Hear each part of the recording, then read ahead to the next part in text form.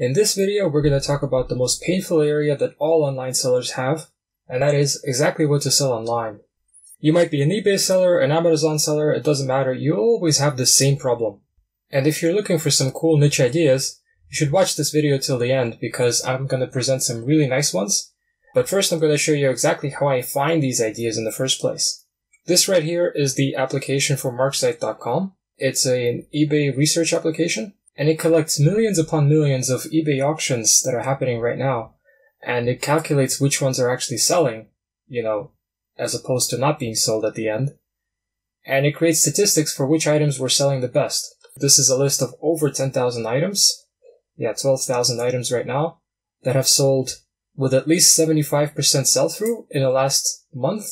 And the cool thing is we get to see the keywords, we get to see which categories this was happening in, the number of items this person sold. This is a crazy one. This has been selling for I'm watching this one for probably at least 3 years now.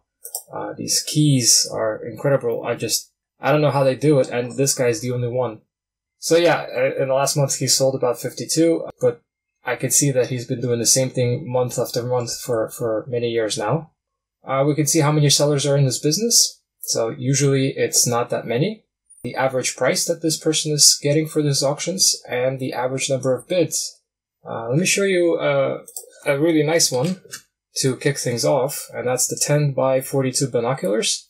What I like is the average price that these binoculars are getting, plus the amount of bidding. It's just insane.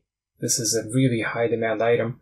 Granted, these are some branded items, but I see no reason not to try out some niche ideas with your own branding right here to compete with these guys. And that's because the price allows it. If these were selling for like 10, 20, 30 bucks, okay, that's tough to compete with, but you're talking maybe 100, 200 bucks you can get for these binoculars. You have to research your suppliers about this, of course, but I don't see why this shouldn't be an area to try out. Now, the next thing is you can download this list and work in Excel, so you can see I downloaded it. Let me show you what that looks like. It's largely the same information, but the cool thing is it's in Excel, so you can scroll and filter and do whatever kinds of data mining you want right in Excel, which would not be possible on the internet. So, okay, let me continue on with some screenshots of the actual items that I found in this list that I think are going to be some really nice niche ideas for 2019, 2020, maybe even further. You never know. The first product I have is 10 by 42 binoculars. And this one is pretty popular nowadays. I'm not exactly sure what the reason is. Maybe there's a hunting trend nowadays. But I can see that there's a lot of demand for this and a lot of bidding going on. This is the eBay page for the sold items right now. Many of these are branded items, but this is pretty easy to source from China from a reputable seller. Just go on Alibaba and search for them. In fact, this is the business model I'm researching here, sourcing products from Alibaba, putting them onto eBay. The idea is that if there's enough demand for it, then of course there should be some sales going on for you. But yeah, this is merely the starting point for your own research, and we're basing this research on existing sales that are actually happening. Now let's go on to my next one, and this one is actually my favorite. I spent a lot of time researching this one, and these are wireless heart rate headphones. And here's the thing, there's only about a handful of brands behind it. So there's SoundSport, Bose, JBL, Under Armour also makes it, but that's really pretty much all of it. There's a difference. I know what you're going to say. Headphones, earphones, sports earphones, there's like a gazillion of these, but this is actually a subset, okay? So this is a niche market, specifically including the heart rate monitor. The theory is that there's an app that goes along with it, and if you plug it in, okay, then you also get to listen to music and watch your own heart rate. And for anybody who is really into sports, this is actually pretty useful. And the other reason I like this is the price. Usually 80 bucks is just pretty normal range for these. So there's plenty of space to make a margin. So let me show you also an Alibaba supplier that I found that supplies these. And these are, literally in the $5 range. So check them out. Find these yourself. I don't expect every one of you will be doing this. That's why I sort of opened this up. But yeah, that's how it is. And the same thing goes for Amazon. I checked these on Amazon and it's the same situation. Very expensive prices, very few suppliers for these. The reason I found it was on the Marksite application, I saw that these are getting lots and lots of bids. If you want to find the Marksite application, just go to Google and search for Marksite eBay research, and you'll find it online. You'll have to register, but that's a pretty simple process, and you can kick off your own research. By the way, another reason I really like these earphones is the shipping weight. These weigh roughly 40 grams, so the shipping costs are going to be totally minimal on these. Perfect for international sellers.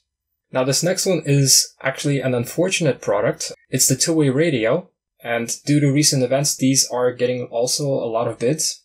So a lot of people nowadays are starting to set up some kind of security. If it's a public space, then it gets new security guards maybe, and these two-way radios are going hand in hand with that. This is a new trend now that I'm seeing. These two-way walkie-talkies, but let's say semi-professional ones, are also getting lots of bids. And at decent prices as well. And it's a similar situation on Alibaba right now. These are much less expensive, especially if you buy in bulk. So you can see I found one right here for between $1 and $9.90, but I'm guessing that's probably closer to $9.90 for one piece. So that's pretty competitive. There's definitely a good margin here. So let's go on. The next one I have is kids' GPS watches. And the reason these are popular is, again, pretty obvious. Kids are growing up. They're going to school, they're going to a kindergarten. People get some kind of a watch for them that not only tells time and maybe takes calls, but also tells you where they are physically at the moment. Pretty cool thing. These are normally in the $25 range, yeah, that's good enough to also have maybe a small profit margin. Not as much as the others, but I still really like this one because, again, it's a small item, easy to ship, and it has a lot of demand. The last one that I have for you is also pretty cool. It's anything that's 3D printed. So in case you have a 3D printer, it's almost like you have a possible business on hand. Let me show you a few auctions here that I saw that were pretty cool. So here's Luke Skywalker's lightsaber. Obviously it's not a real lightsaber, but just the shaft of it. You know, you can still see that these are getting some sales, $55. I mean, why not? If it costs you like $5-10 to print it, that's a good business. This is another one I saw that's also really, really cool. This one sold really a lot of them for $15, but you can imagine how original you can get here. I never imagined that somebody would invent a little sundial like this that would tell time, you know, when the sun is shining on it, but it tells time in real digits. So that's cool. And the last one I have is this 3D printed cookie cutter. It's only the theme behind it. There's a lot of cookie cutters that are 3D printed. I like this one. They seem to have like a real business behind it, so they're selling them not at high prices, so they do it like by volume. But I thought I would still share this because this person seems to be making a lot of money here. So the story here is that you should really look to be creative as well. So you can't just buy something off of Alibaba anymore and just sell it directly on eBay without adding any value. You should always look to add value.